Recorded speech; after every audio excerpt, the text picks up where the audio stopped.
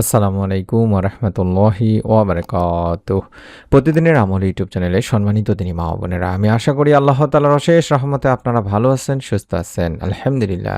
চলছে পবিত্র শাওয়াল মাস। এই মাসে আপনারা রোজা রেখে যদি একটি ছোট্ট দোয়া পড়েন, রব্বুল আলামিন আল্লাহ তাআলা চাহে তো সপ্তাহখানেকের মধ্যে আপনি মনের নেক আশা পূরণ, সন্তান লাভের মনোবাসনা পূরণের সুসংবাদ পাবেন। মনের মধ্যে শতভাগ বিশ্বাস নিয়ে আমলটি করবেন, এই উদ্দেশ্যে বা নিয়ত করে ভিডিওটি দেখুন। রমজান মাসে ফরজ রোজা পালনের পর এই শাওয়াল মাসে ৬টি রোজা রাখা সুন্নত তিনি ভাই বোনেরা। মহান রব্বুল আলামিন আল্লাহ তাআলার প্রিয় রাসূল সাল্লাল্লাহু আলাইহি ওয়াসাল্লাম নিজেই আমল করেছেন এবং আমল করার নির্দেশও দিয়েছেন। এই শাওয়ালের ৬ রোজার ফজিলত বর্ণনা করে আল্লাহ রাসূল সাল্লাল্লাহু আলাইহি ওয়াসাল্লামও বলেন, যারা রমজানের রোজা পালন করবে এবং এই শাওয়াল মাসে আরও ৬টি রোজা রাখবে, তারা যেন সারা বছরই রোজা পালন করলো। সহিহ মুসলিম শরীফের সহিহ একটি হাদিস। অর্থাৎ রমজানের ২৯ বা ৩০টি রোজা রাখার পর শাওয়াল মাসের যে কোনো ৬ দিন রোজা রাখলেই এক বছর অর্থাৎ পুরো ৩৬০ দিন রোজা রাখার সমান সওয়াব পাওয়া যাবে।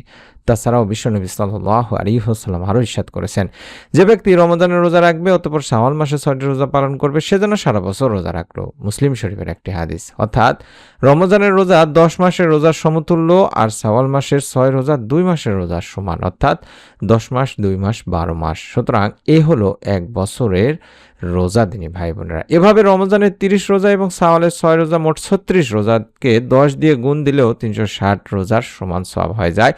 আর ৩৬০ দিনে এক বছর, সুতরাং ৩৬টি রোজায় সারা বছর রোজা রাখার সওয়াব পাওয়া যায়। তাই আমরা চেষ্টা করব অবশ্যই রোজা রেখে সন্তান লাভের পরীক্ষিত আমলটি করা। বিয়ের পর অনেক দম্পতি আছেন যাদের জীবনে কয়েক বছর কেটে যাওয়ার পরও কোনো সন্তান লাভ হয়নি বা সন্তান লাভের সুখবর পাননি।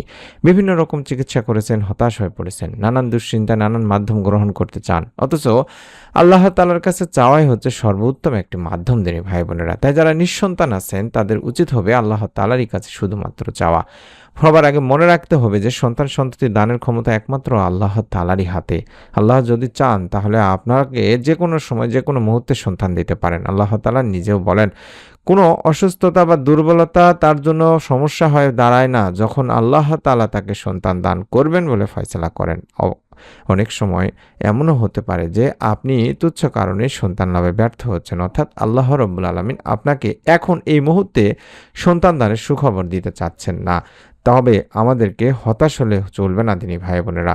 আল্লাহ তাআলা যেভাবে বলেছেন যে আল্লাহ যাকে ইচ্ছা কন্যা সন্তান দান করেন, যাকে ইচ্ছা পুত্র সন্তান দান করেন, অথবা ছেলে মেয়ে উভয় দান করেন, আবার যাকে ইচ্ছা বন্দাও করে রাখেন। সুতরাং সন্তান চাইতে হবে কেবলমাত্র আল্লাহ তাআলার কাছে। আপনি হতাশ হবেন না।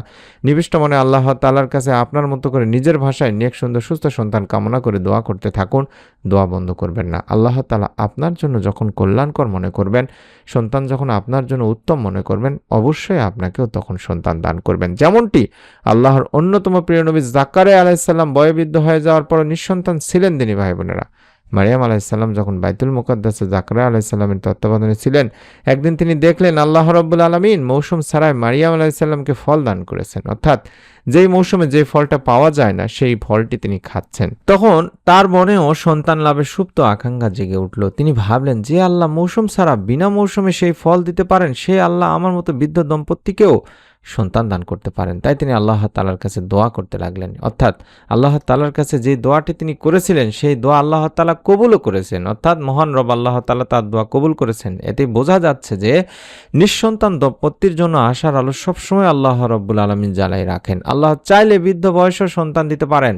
আল্লাহ রাব্বুল আলামিন নিঃসন্তান পিতামাতাকে তাই দোয়াটি করতে বলেছেন, অর্থাৎ রব্বি লা তাজারনি ফারদাও আনতা খায়রুল ওয়ারিসিন, রব্বি লা তাজারনি ফারদাও আনতা খায়রুল ওয়ারিসিন, রব্বি লা তাজারনি ফারদাও আনতা খায়রুল ওয়ারিসিন। এই পবিত্র শাওয়াল মাস জুড়ে আপনারা যদি পারেন তাহলে শাওয়ালের রোজাগুলো রেখে, যেই দিনগুলোতে রোজা রাখবেন, যেমন সোমবার, বৃহস্পতিবার, আইয়ামে বীজের দিনে রোজা রেখে রেখে আপনারা আমলটি করবেন। ইফতার সামনে নিয়ে আমলটি করবেন, কিংবা যখনই সময় পাবেন তখনই এই দোয়াটি পড়বেন। পড়বেন রব্বি লা তাজারনি ফারদা ওয়া আনতা খায়রুল ওয়ারিসিন, এভাবে পড়বেন। অথবা বাংলায় বলবেন, হে আমার রব, হে আল্লাহ, আমাকে একা রেখো না, তুমি তো সর্বোত্তম উত্তরাধিকারী অর্থাৎ নেক সন্তান দানের অধিকারী। সূরা আম্বিয়ার 89 নম্বর আয়াতে দোয়াটির কথা বলা হয়েছে দিনী ভাই বোনেরা। অতএব আপনি দোয়াটি করতে পারেন, ইনশাআল্লাহ আল্লাহ আপনাকেও নিরাশ করবেন না, আপনাকেও নেক সন্তান দান করবেন। শেষে একটি কথাই আপনাদেরকে বলবো, যে কোনো মানুষের কাছে আপনারা সন্তান কামনা করতে যাবেন না, সন্তান লাভের জন্য অবৈধ বা অন্য ইসলামিক উপায় অবলম্বন করবেন না। নিঃসন্তান দম্পতির একটাই উচিত হবে আল্লাহ রাব্বুল আলামিনের উপর শুধুমাত্র ভরসা করে উল্লেখিত এই দোয়াটি পাঠ করা। আল্লাহ আমাদের সবাইকে এই আমলের ওসিলায়, শাওয়াল মাসের রোজার ওসিলায়, পবিত্রতম রমজান মাসের পরে এই গুরুত্বপূর্ণ মাসের আমলের ওসিলায় আমাদের একটি নেক সুন্দর সুস্থ সন্তান দান করুন, আমিন। কমেন্টে দোয়া চান, আপনাদের জন্য দোয়া করা হবে ইনশাআল্লাহ। প্রত্যেকের কাছে অনুরোধ করছি নতুন আমলের ভিডিও পাওয়ার জন্য চ্যানেলটি সাবস্ক্রাইব করে রাখার।